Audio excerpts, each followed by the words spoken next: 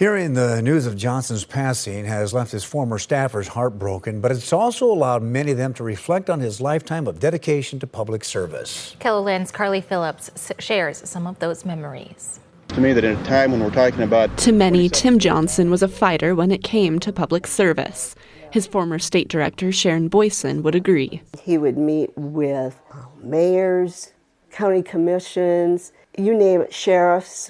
He met with everybody, and he listened well. And then we would come back, and he would know what to do with that information. But Johnson wouldn't credit his success all on his own. Many times, people would come up to him at the state fair and say, "You did this for me." And he goes, "That's great, glad it worked out." And then he goes, "Sharon, our staff did that."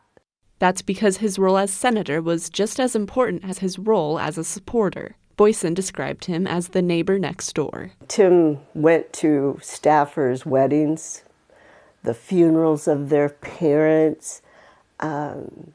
He would, every old staffer would bring their children in to meet him. And that's exactly part of Brian and Sarah Jennings' story.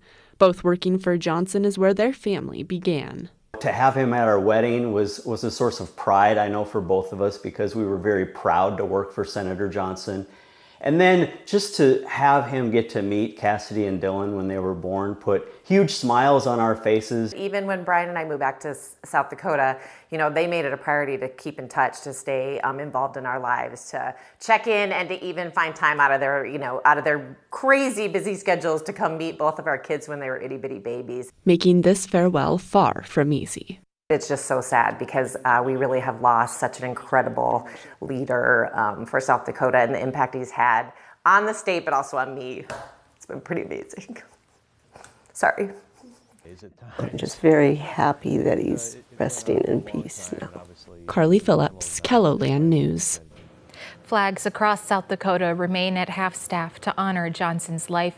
A funeral service will be held at 10:30 a.m. on Friday, October 18th at Our Savior's Lutheran Church in Sioux Falls. KELOLAND News will have live stream coverage of the service.